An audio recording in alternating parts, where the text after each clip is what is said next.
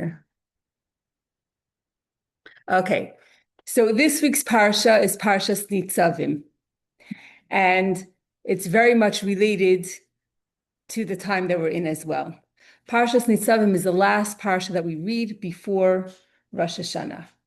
And in this week's parsha, in chapter 30, verse 6, it says as follows, Umal Hashem alekecha, es levavcha, ve'es levav zarecha, la'avas Hashem alekecha, b'chal levavcha, b'chal nafshcha, l'man chayecha.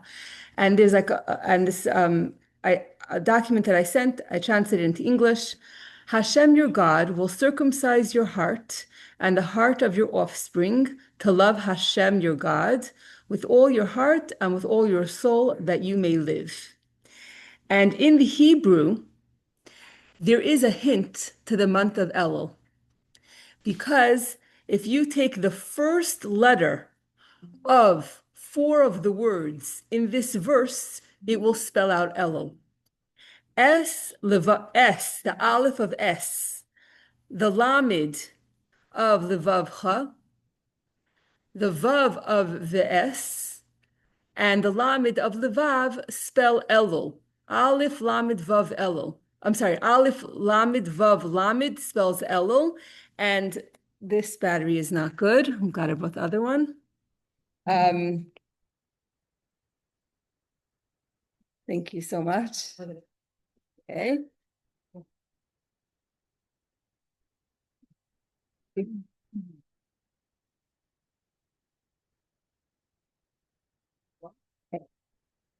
Amazing. Too short?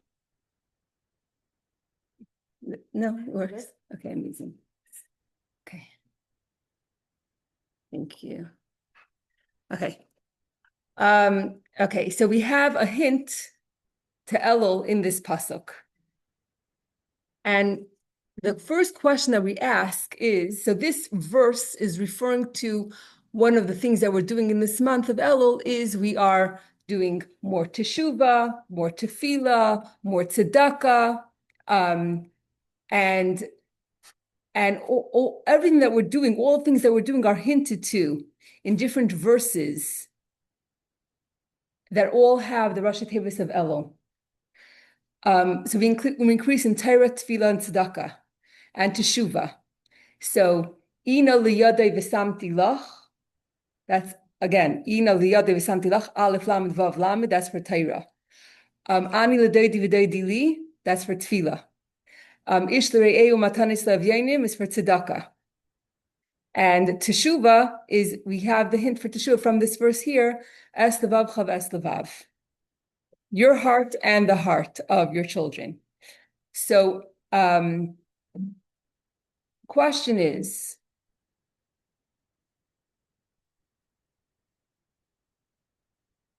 Hashem, your God, will circumcise your heart. How can I circumcise my heart? I can't circumcise the actual heart. Circumcise is when there's something extra. Maybe if there's extra fat or some kind of foreskin, whatever it is, then I could circumcise, I could cut off something that's extra. But I can't cut the heart itself. So this verse is very puzzling. What's going to happen? Umal Hashem, Hashem is going to come and he's going to circumcise your heart. And we could, if we compare it to another verse in Parshas Ekev, chapter 10, verse 16, over there, it says something else. There's an extra word over there. Parak Yud 16. What does it say? Umaltem es arlas levavchem. And you should circumcise the arla, the foreskin, the barrier from your heart. So how come in Parshas Ekev, a few parshas ago, you have the word arla, foreskin? It makes sense to say circumcise the arla, circumcise the foreskin that's attached to your heart. But how could you have our pasuk over here? Hashem is going to circumcise the heart. How could you circumcise the heart? You don't want to cut the heart. So what's going on here? That's our first question that we ask. How can you circumcise a heart? You can only circumcise the foreskin of the heart or a fatty deposit. A barrier, right? If you have a heart and there's some kind of blockage, okay, so now open up the blockage or remove whatever's there. Remove the obstruction. But I can't cut the heart. So comes the Targum Onkelos, and Targum Onkelos says it's an abbreviated verse, which means that basically there's a word missing. Really, you should read it as if the word arlo was there. You should read it as if it said, you should read it as if it said, Hashem is going to remove the foreskin of your heart. And it doesn't use the word foreskin, but rather he uses the word foolishness.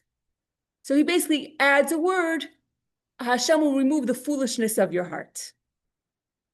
How does it compare to the force?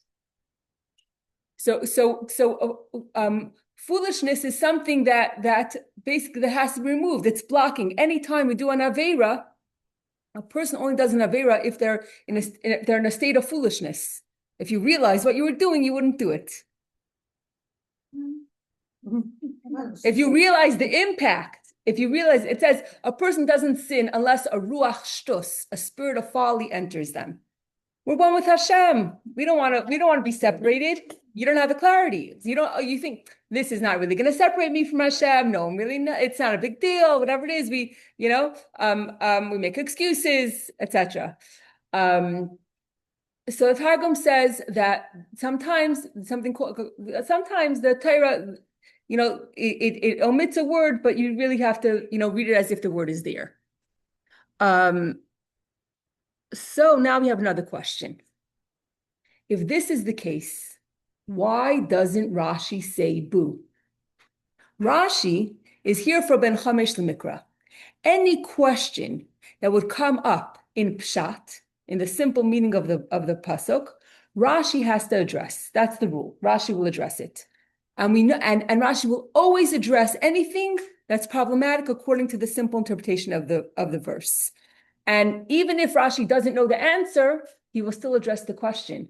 So there are a few occasions where Rashi will say, I don't know, but he'll ask the question. So why doesn't Rashi say anything? This is a very blatant question. How can the verse say that Hashem will come and circumcise the heart? It should say Hashem will come and circumcise the foolishness of the heart or the barrier of the heart.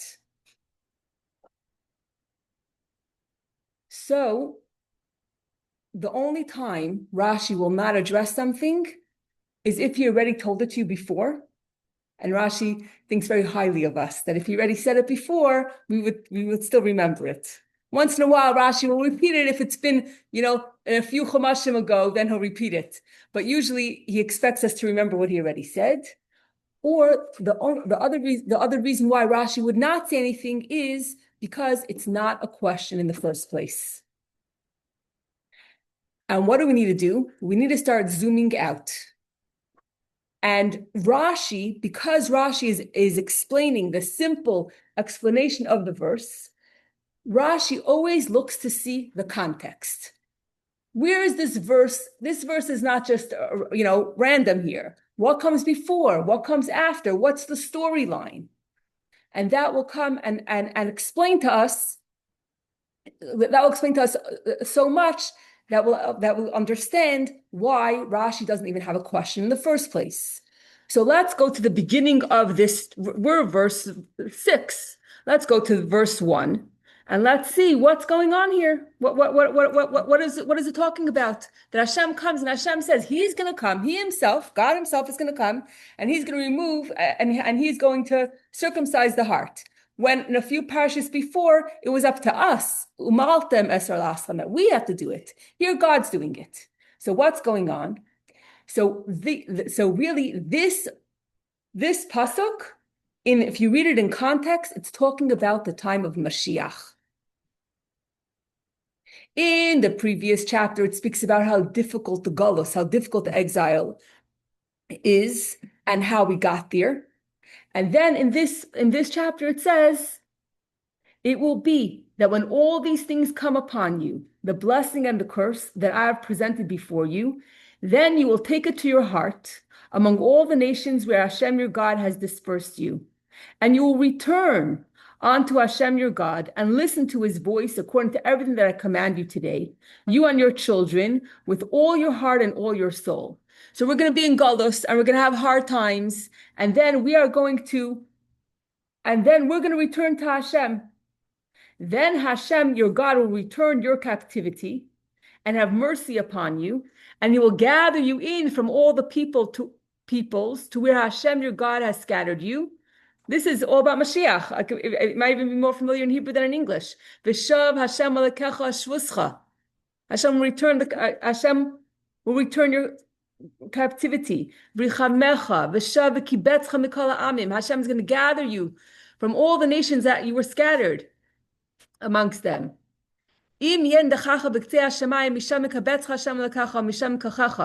If your dispersed will be at the ends of the heavens, from there Hashem your God will gather you in, and from there he will take you.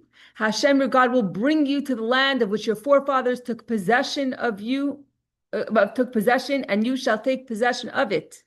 He will do good to you and make you more numerous than your forefathers. And then it says, Hashem your God will circumcise your heart and the heart of your offspring to love Hashem your God with all your heart and with all your soul, that you may live. So now it's a whole different story. We're talking about a time, not that we have to start removing foreskin or removing blockages from our heart. We are already in a very, very elevated level. This is already the era of Mashiach. There's no more blockage. We already returned to Hashem. Hashem already brought us back to the land of Israel. It's already the time of Mashiach. And now Hashem is going to do this act of circumcising the heart. Okay, so why doesn't Rashi address the question? Because if you look at the context, it's not an issue. It's not about doing teshuvah here. The Yidden already did teshuvah. It's the era of Mashiach. So now we have another question. If it's the era of Mashiach, and we're talking about not removing negativity, but we're talking about an added level of positivity, so why use the word circumcision? Why circumcise? Circumcise means to cut away something bad.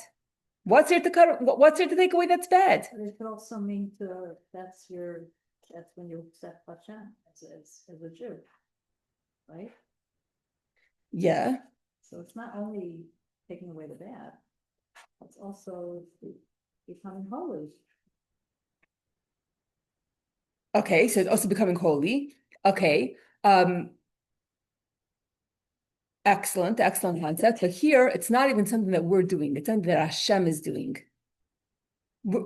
It's not even talking about us becoming holier. We did teshuvah. We're ready in a time of era of Mashiach. It's not saying that we have to do anything. Now Hashem is acting. Hashem is acting. Hashem is lifting us up more than it's more than just removing the negative. There's something positive, an additional positive thing that's happening. What's happening is that as a result of this circumcision, whatever, what's going to happen as a result of it?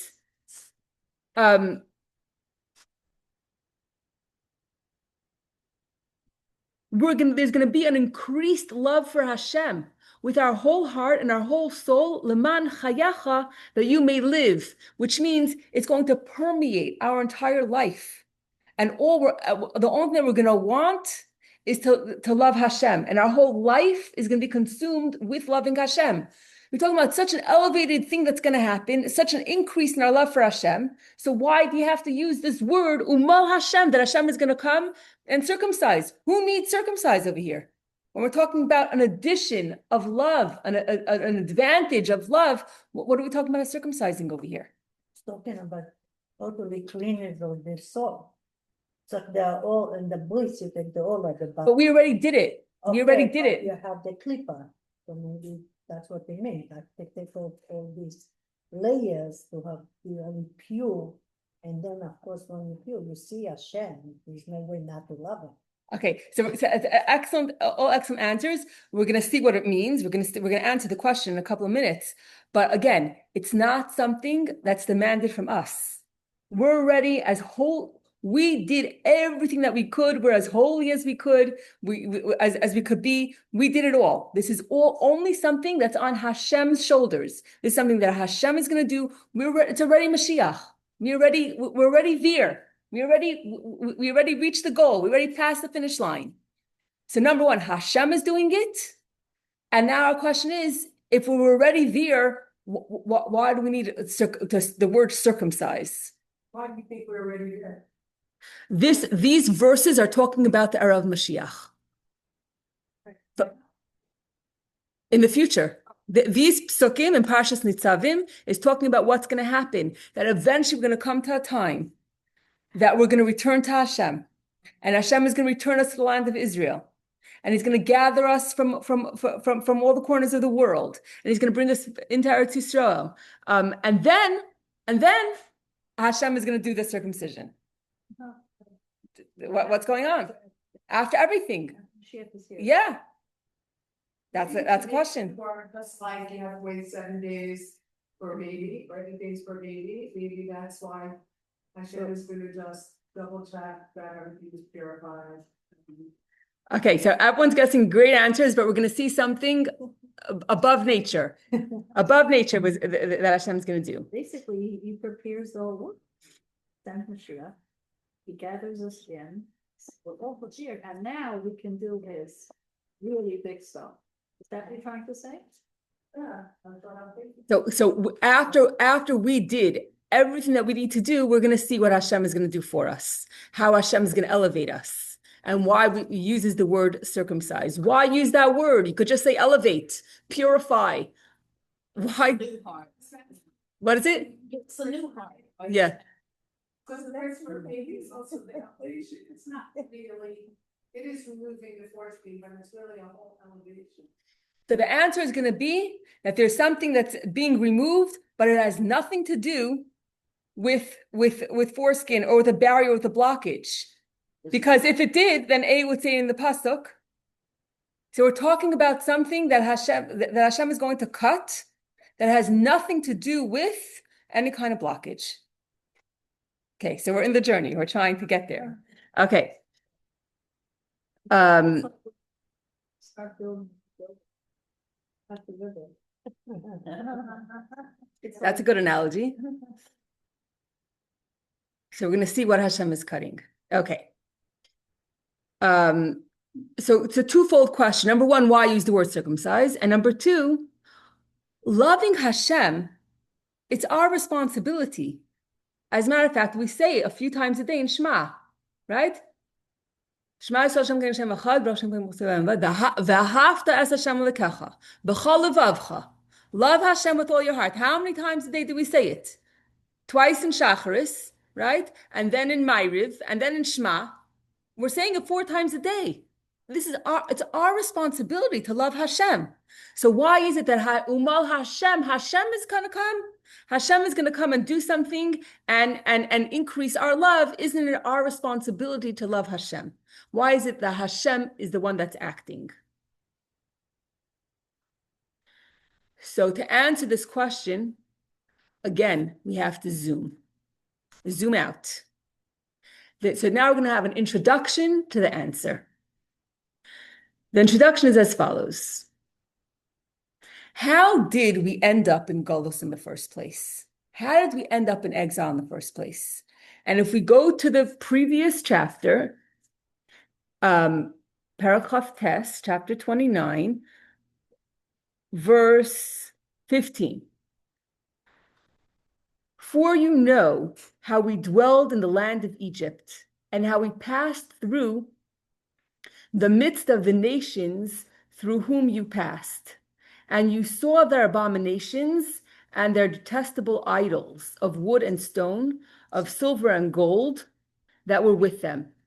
Perhaps there is among you a man or woman or a family or tribe whose heart turns away today from being with Hashem, our God, to go and serve the gods of those nations. Perhaps there is among you a root growling, I can't even pronounce these words, gal and whorehound, whatever.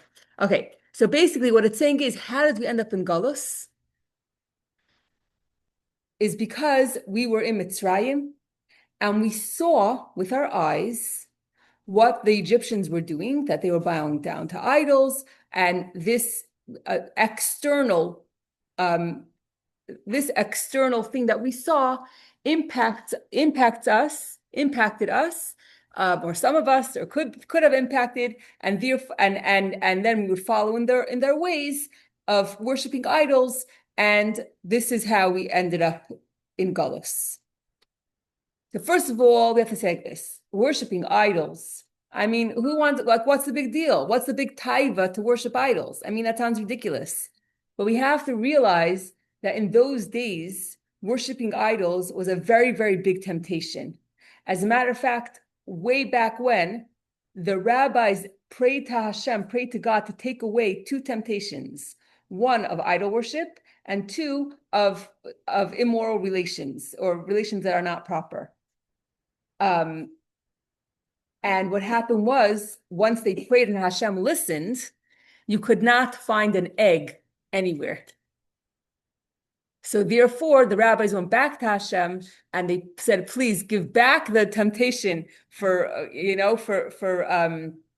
relationships, because otherwise there'd be no eggs, no children, no procreation, nothing." But they did not ask for the temptation of idol worship. But the idol worship, there's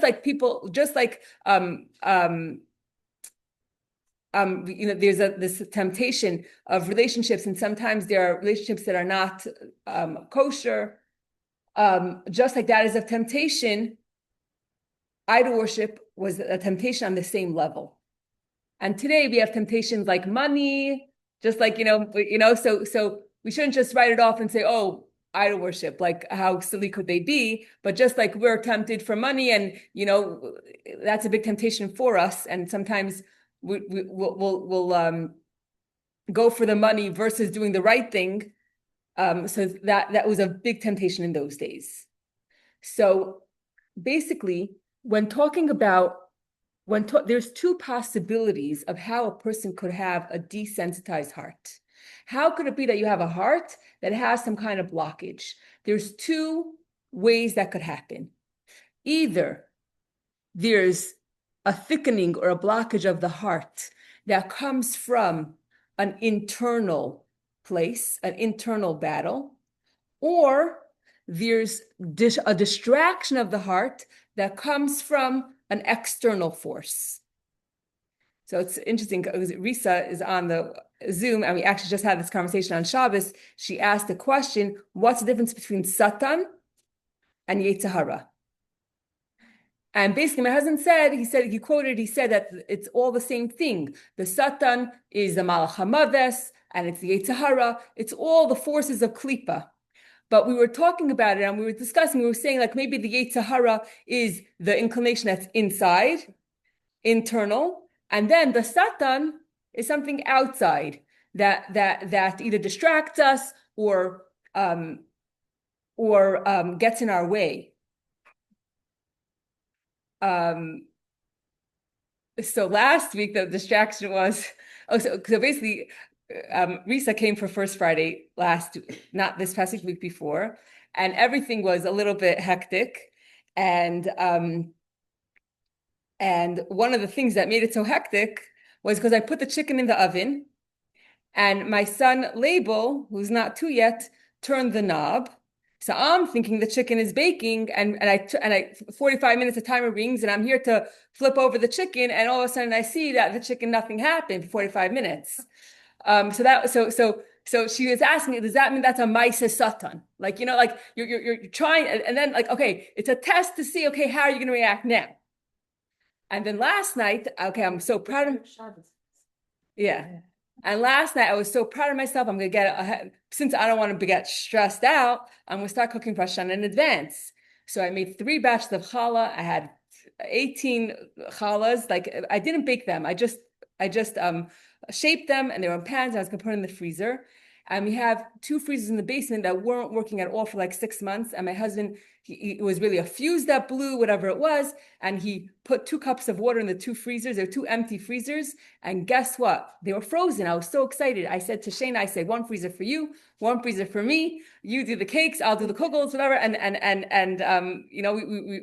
I was so excited. I could cook in advance. So I cut, and I had already put some stuff in the freezer. I made extra challah this Shabbos, extra cake. I already put in the freezer.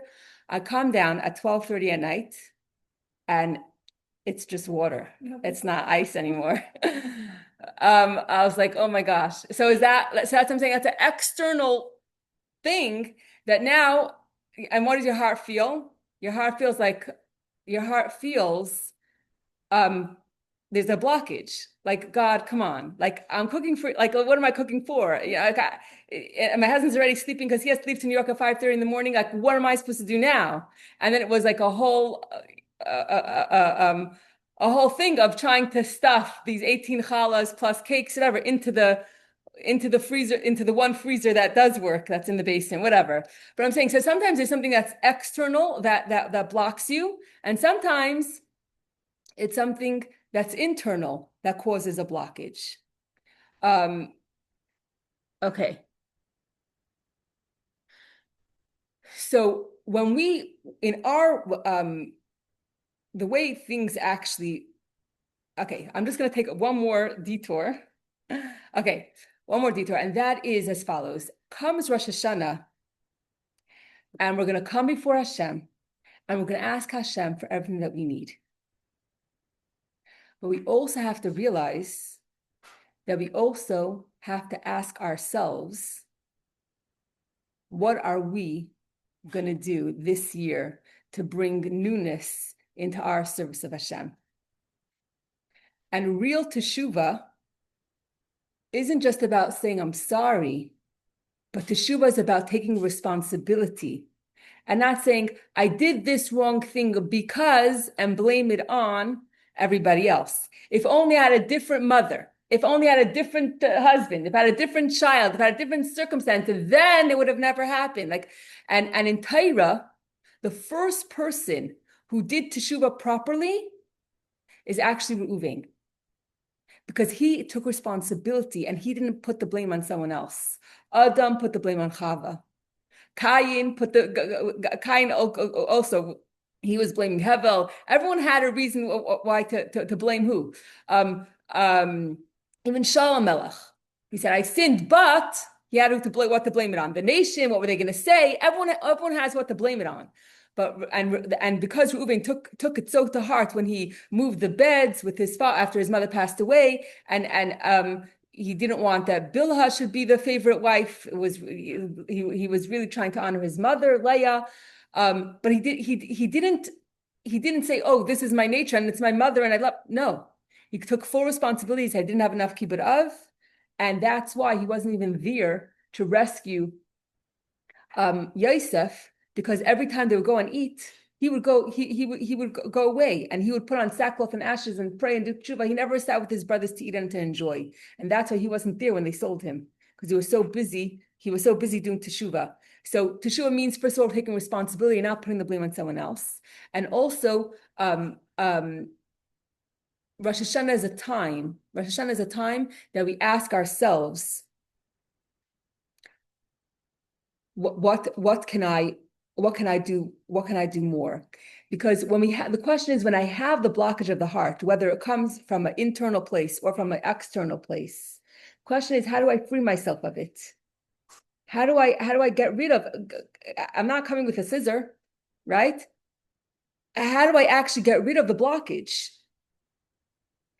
So there's an old anecdote that probably comes from Tanya, but this Indian chief, yeah, he has his son comes to him and he tells his son, he says, within every person there are two wolves. One is very good and kind, and the other one is very mean and greedy. And so the little boy says, which wolf wins?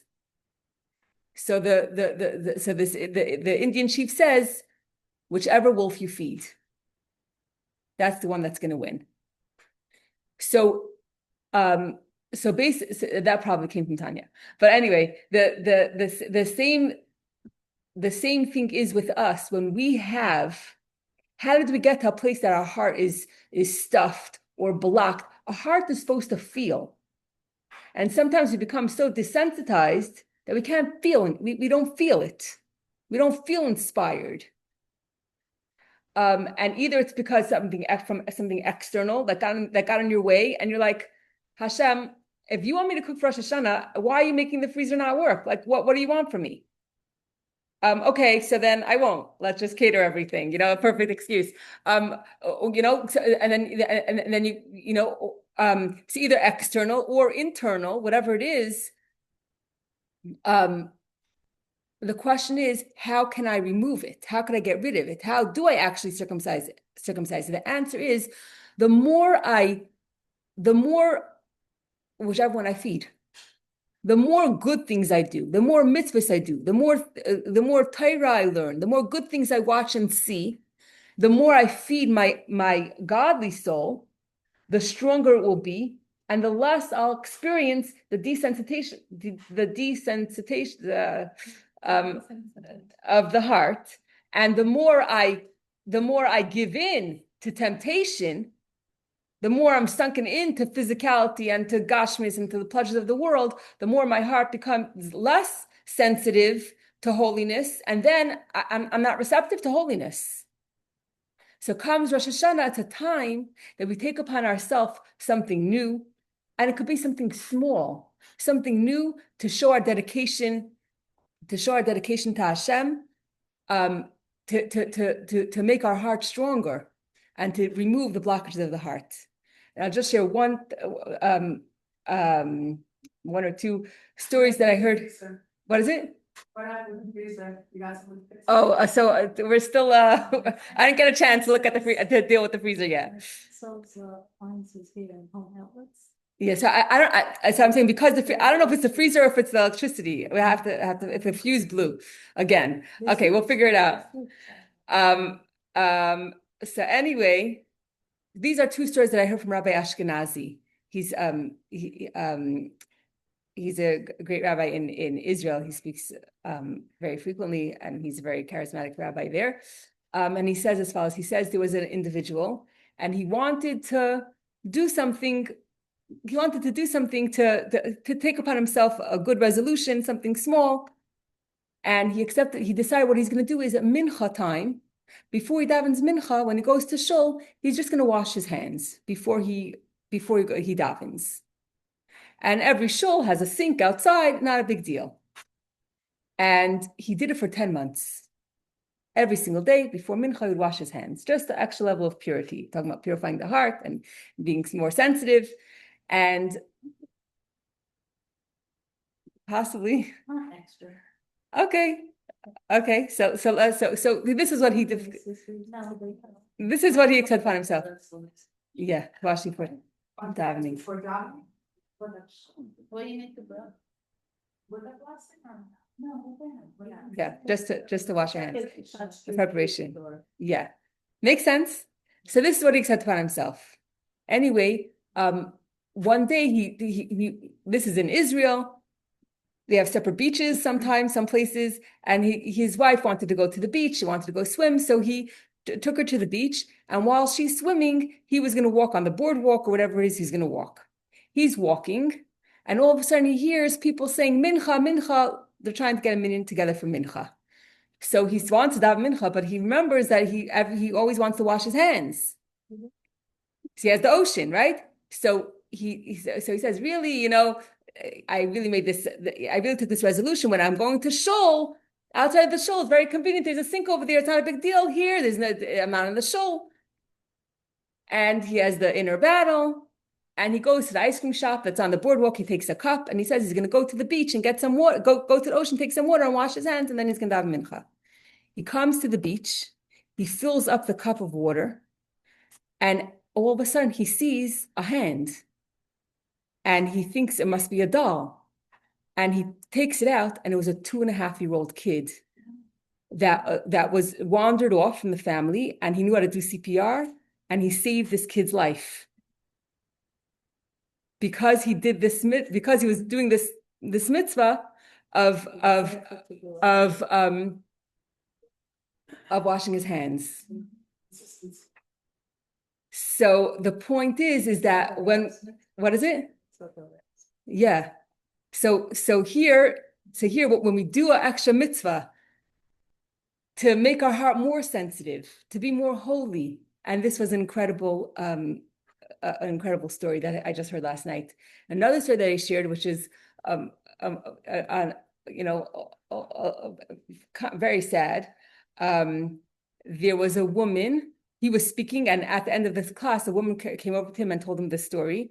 He said, you spoke 2 years ago at this in this place, and then 2 years later, Rabbi Ashkenazi was invited to speak again in this neighborhood, and the place where it was supposed to be, they told him last minute, no, it's going to be in a different place.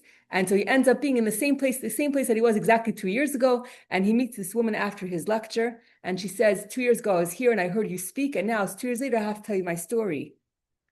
She says, I had a 2.5-year-old child diagnosed with leukemia. And for 1 full year, I gave up my job. I was in the hospital the whole year. And finally, after a year, the child finally overcame this terrible disease. And then went home, and shortly after, there was a terrible virus. There's an infection that the kid had. No one knew what it was. And again, he's back in the hospital and ICU, and no one could cure the baby. And as a last resort, the doctor comes and says the only thing you could do to try to save your son is if you amputate both of his legs. And she was at a loss, and her husband was at a loss. So the husband said, I can't just answer you. I have to go speak to my rabbi. He goes to speak to his rabbi, and then he calls his wife. And he says, the rabbi said, we brought this child into the world. It's up to us to make this decision. She goes into the child's room. She holds his hand and she screams to Hashem. She says, Hashem, you're the third partner. You can't do this. You can't do this. And she says, Hashem, I will cover my legs, but you cure this boy that he should have his legs. And the doctors basically said, if you don't do this, then he has a few hours to live. But she said, Hashem, I'm going to be more tznius, and you protect his legs. And he lived a few more hours, and he lived till the next morning. And then she was then she met another doctor, and she doesn't know where he came from. She said, he's an angel from God, because I was in this hospital for a year and I never met him. And he said that there's a new medication that's not approved by the FDA yet. It's still, so new. And do you agree to do this kind of treatment? And she agreed. And the end is that the kid had a complete refuah shlema. So the point of the story is that when you feel that your heart is locked up and there's something that's blocking, and you feel like I can't get inspired, I can't connect, I don't feel it. The answer is, the anecdote is, the medication is, do a mitzvah. Take upon yourself something so small, washing your hands. You have no idea the ripple effect of it. And every time we say yes to the Yetzer Tov, to our good inclination, we are strengthening our heart. And every time we fall, then we're making our heart less sensitive to holiness. Okay, that was just a detour. Okay, so basically going back to the class, we're saying that there's two ways of how a person's heart could become less sensitive, either from the outside or from the inside. Either the evil inclination drives you crazy, and you fall for it and it blocks you, or from the outside. Okay, so basically, how does it work? Practically, very practically speaking, what happens is, first, you see, my heart, if I'm just locked up in my house with my Likkutei Sichos and my Chumash and my Siddur, then I'll never see any temptations, and I won't be tempted, and everything will be fine, right? But what happens is, we don't just sit locked up in our house. We go out into the world. We do Mitzvahim, we do Shlichus. That's a good one. That's a good one.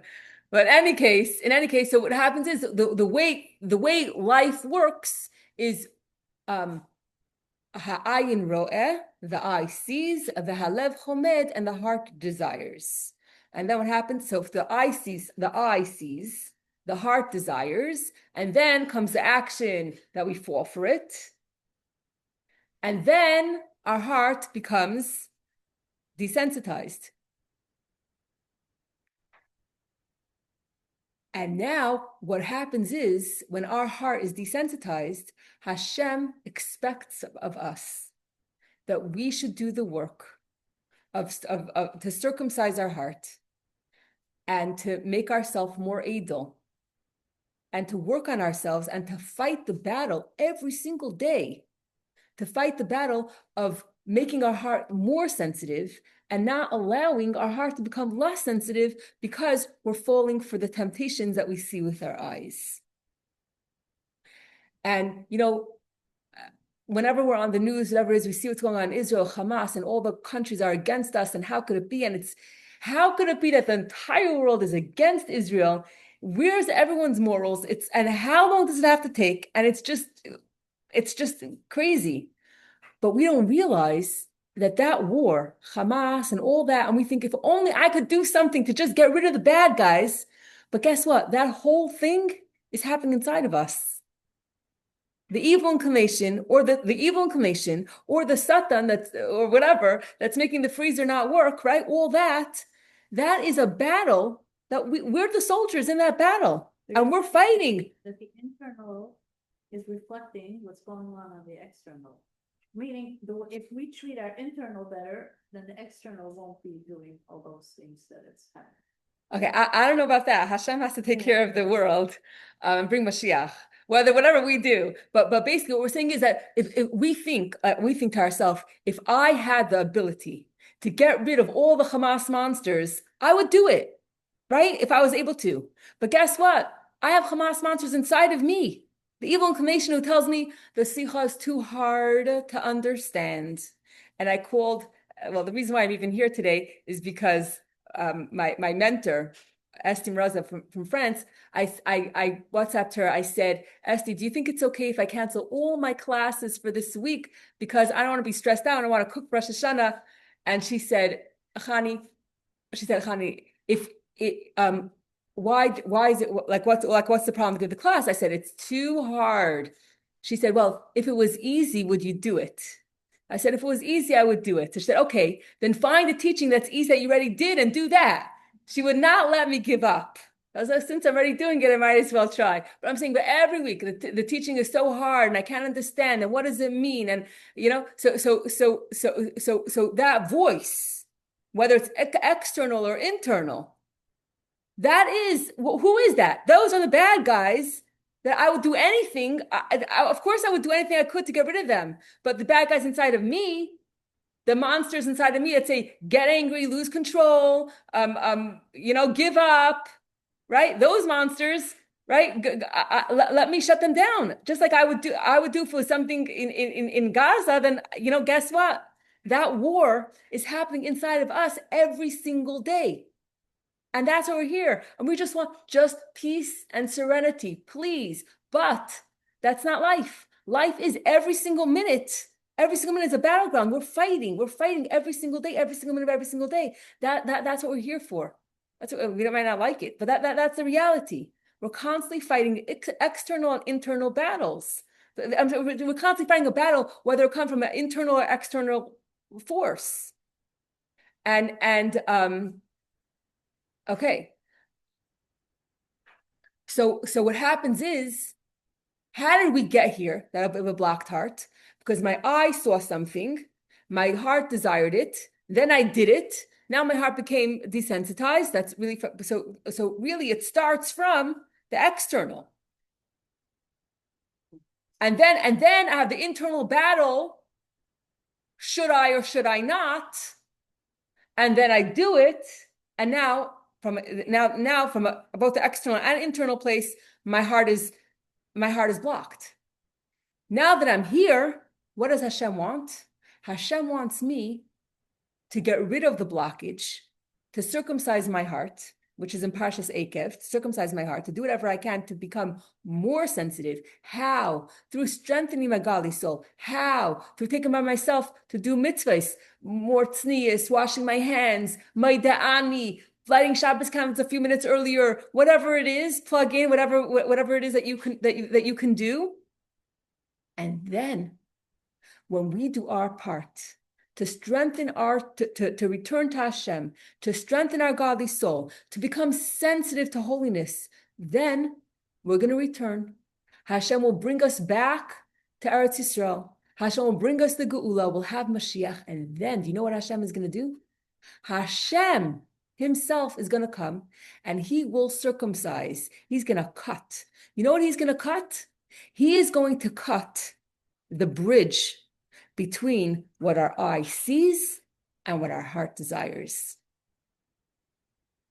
Which means once Mashiach comes, when we see something, it's not going to mean that now we desire it, that we have a temptation for it, but rather, whatever we see, automatically, all we're going to see is how we could use it for the service of Hashem. So it's something that Hashem is going to do. And that's why it says, Umal Hashem, Hashem is going to do it, because that is something that's Hashem instilled in nature, and we can't change that.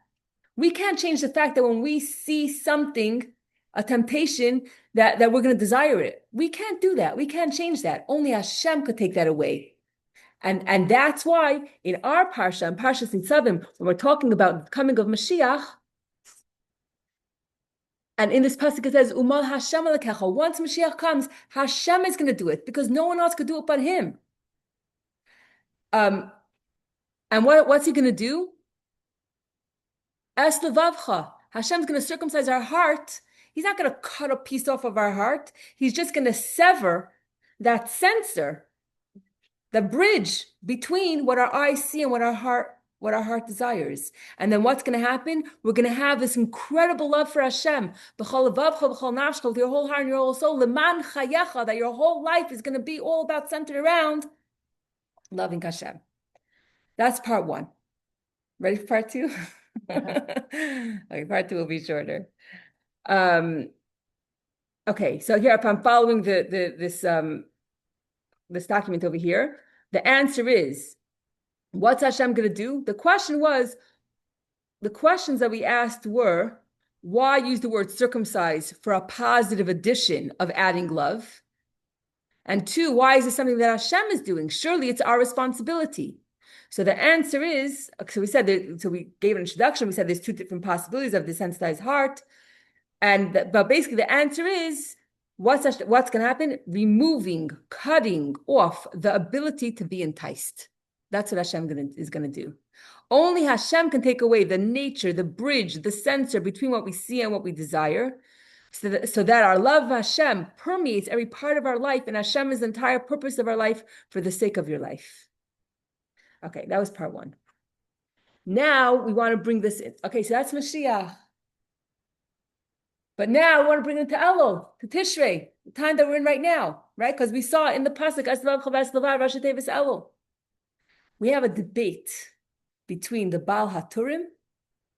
The Baal HaTurim sees things from the perspective of the Targum, which was that we have to add a word. That when we say that God is going to circumcise the foolishness of the heart. So Baal HaTurim is siding with the Unklos, that there's a missing word over here, and that they still are talking about some kind of blockage. And why is, you see, because the Baal HaTurim, there's four different ways that we can understand Torah: Pshat, Remez, Drush, and Said. So Rashi is explaining according to Pshat. So Pshat, you have to look at the context of the Psukim. But the Baal HaTurim, he's explaining according to Remez. Remez means a hint. So the Baal HaTurim, since he's doing Remez, he's not bound by the context of Psukim. He could go above it. It's a higher level of learning, and he's not confined to the text, to the context of the text. Okay? So according to the Baal HaTurim feels that this, as the Targum, that there's a missing word over here, and that we are talking about Teshuvah, and that there is still this foreskin, and there's this foolishness that we have to get rid of. Rashi, on the other hand, which is the Pshat, the simple interpretation, Rashi says he says, no, you don't have to add any word foolishness of the heart. According to Rashi, this is all about Mashiach's times. It's only love here. There's no teshuvah. There's no issue. There's no reason for teshuvah. It's only about love. So this is the debate between them. The Baal Turim feels that we still have an issue of teshuvah. Rashi says it's all about love. Okay. As a matter of fact, on these words, es levavcha ve'es levav, which is the Rashi Tevis, because these words, es levavcha ve'es levav, the first letters of these words spell Elul, and it's talking about the heart. So the Baal Term associates this verse with the and says, therefore, because of this verse, es levavcha ve'es levav, therefore, we in this month of Elul, we say Sichos. And according to the Baal Term, who is probably Sephardi, he says that Sichos begins from the beginning of the month of Elul, while others have a custom that only much closer to Rosh Hashanah, only the Shabbos before Rosh Hashanah, or it has to be at least 4 days or whatever it is, but it's much closer to Rosh Hashanah. So, Hi. hello. Okay. So the Baal HaTurim says, the Baal HaTurim, who's aligned with Targum, come sit. Okay, wherever you're comfortable. Says that this verse refers to Teshuvah and Slichos. But Rashi says, hey, there's another acronym. There's another Rashi Tevis for Elul, which is Ani l'Daidi v'Daidi li. I love Hashem and Hashem loves me. I am to my beloved. Ani l'Daidi, I am to my beloved, and my beloved is mine. The word beloved, take away the be, take away the d, you have the word love. So Ani l'Daidi v'Daidi li, which is what Elul, every kid from when they're 2 is singing Ani l'Daidi v'Daidi li, I love Hashem and Hashem loves me. Elul is all about love. That's Rashi's opinion. So what is it? Is it about love or is it about teshuvah? Is it according to the Baal Turim? According to the Baal Turim, Elul is about teshuvah and slichos from the words es levavcha ve'es levav, and he holds that you have to circumcise the heart and take away the foolishness. And Rashi says no. The month of Elul is It's the same thing, because if you return to your soul, that's only then could you love Hashem and increase in love. If you're not in touch with your own and you're not aligned with your own neshama, which means aligned with Hashem, so you can't love Hashem. Everyone understand. By the way, it's my husband's website. oh wow. Wow. Could we have Mashiach way before then? Amen. Wow. Okay. So, and also we see in the month of Elul, we see a lot of love. The 13 attributes of mercy are shining. And also we have the whole parable of the king in the field. That during the year, it's compared that Hashem is in the palace. Comes the month of Elul, it's compared to Hashem is in the field. And any person could approach the king and ask whatever they want with their farmer clothes and their straw hat, and you don't have to dress up, and you don't need an appointment. Hashem is very accessible in the month of Elul.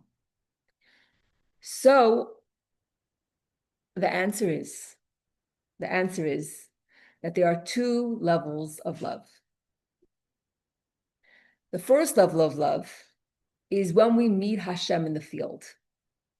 When I meet you in the middle of the street, I can't really express all my love to you. It's the middle of the street.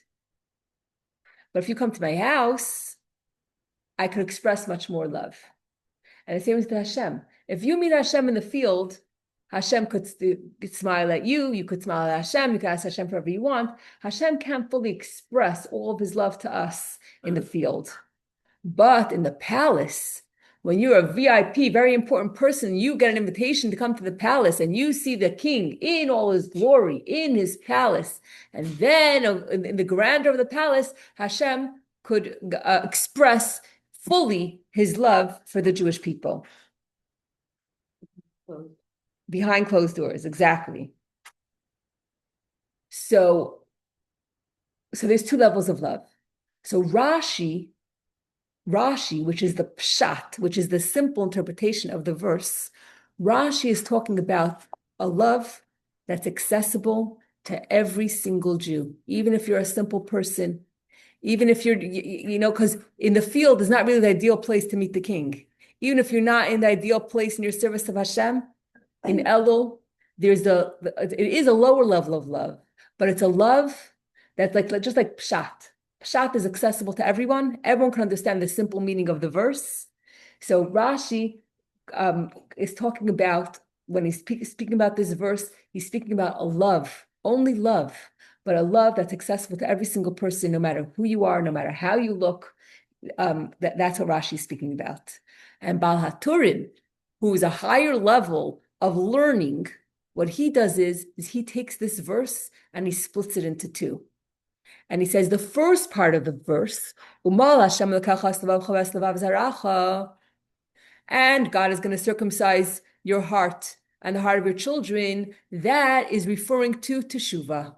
In the month of Elul, we do teshuvah, and we say, I'm sorry, and slicha, something like that. But then the second part of the pasuk is, la'avas Hashem lekecha, that you shall love Hashem, b'chol levavcho, b'chol nafshcho, with your whole heart and your whole soul, l'man chayecha, that you may live. That is talking about the month of Tishrei. That is talking about when the king is already in his palace. And we have, just like we have Ani L'Daidi, I am to my beloved, that is the work of Elul. When we initiate, it's just a dilatata, when we do our part. And then comes Tishrei, where Hashem reciprocates that love. It's just the Le'ela, V'daidi li, and my beloved is to me. So the Baal Turim sees it as this pasuk, he sees it both as Elul and Tishrei, that there's two levels. We have the Teshuvah, and we have the Teshuvah in Elul, and the love in Tishrei.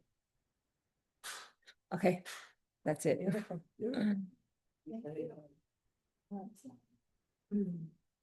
So in the end of the day, it's like after Hashem, the Katlevach, you come back, we'll be back in the time before Chet Adam HaRishon. When Mashiach comes, it says, V'ruach hatuma avir min haaretz. Hashem is going to get rid of all the bad and all the evil. Right away or gradually? Right away. Let's just say right away. I don't believe like this. Yeah. All the Yeah. time goes right away. Yeah. All the magic is going to do right away,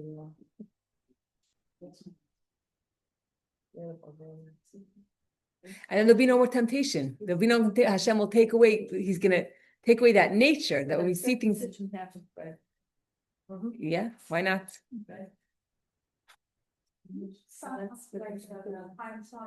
Yeah.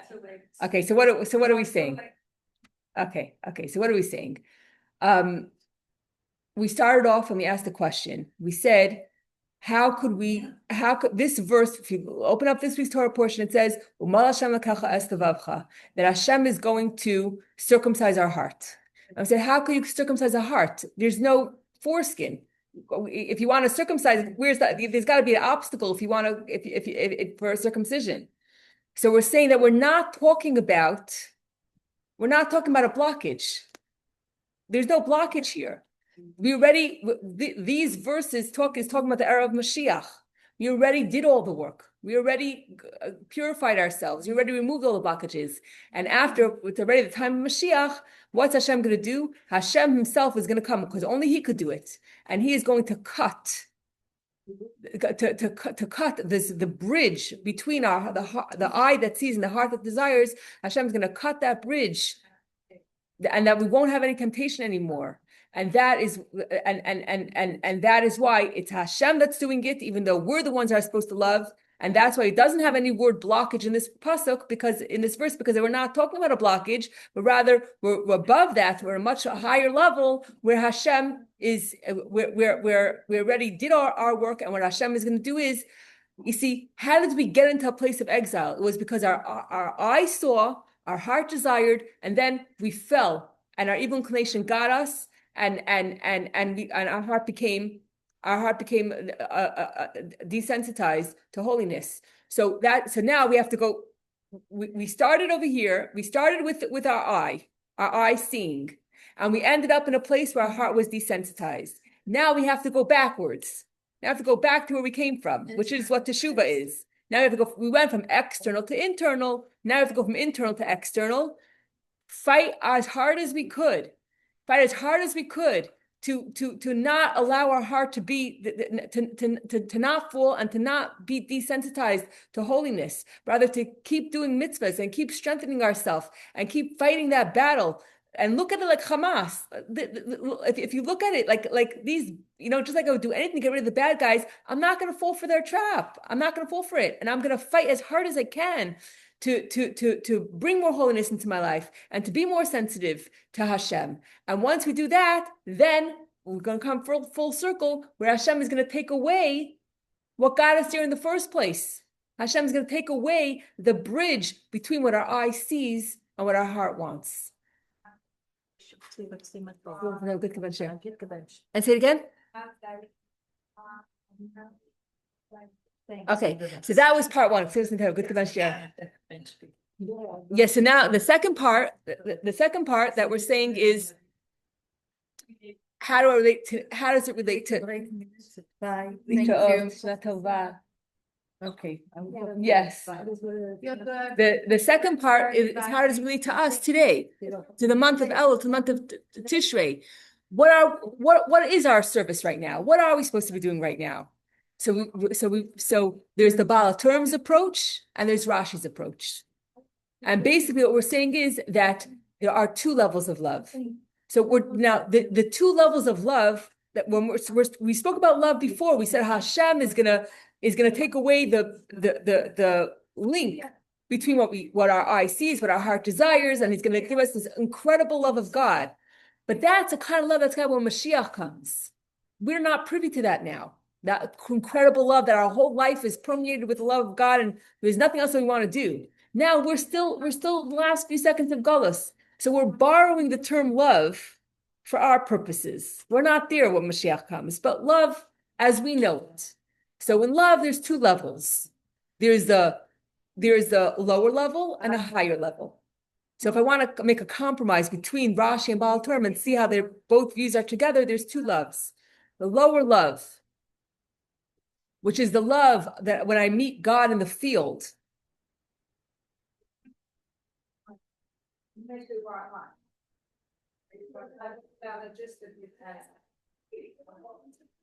There's the love in the field, I got it, and then there's the love. So which is the palace?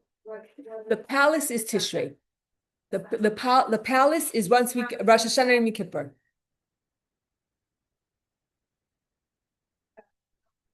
So the palace is the difference between Elul and Tishrei is Elul is when we make the first move, when we initiate and when we approach God. And then in the month of Tishrei is when Hashem reciprocates that love. Now Hashem is blessing us and Hashem is giving us a sweet new year. And Hashem is giving us all the blessings.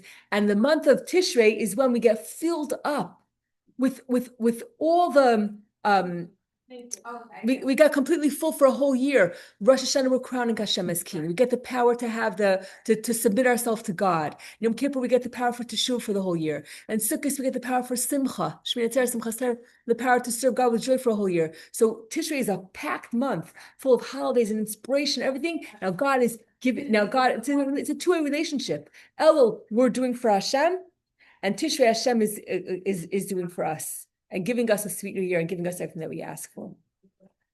Okay? Okay. You got some of it. And you get schar halicha. Right? You made the effort to come all the way. You got the reward for coming. Bezrat Hashem. Have a good Rosh Hashanah. Yes. Okay. Okay. So I won't see you. So everybody, have a good Rosh Hashanah. A healthy, happy New Year with Mashiach. Amen. Yes. Okay. Thank you, Miriam. Thank you, Risa, for joining us. Good to everyone. So God willing, we'll have another. We may have another class before Yom Kippur, but next Monday is Erev Rosh Hashanah. Yeah, Rosh Hashanah is Monday, isn't it? yeah. Not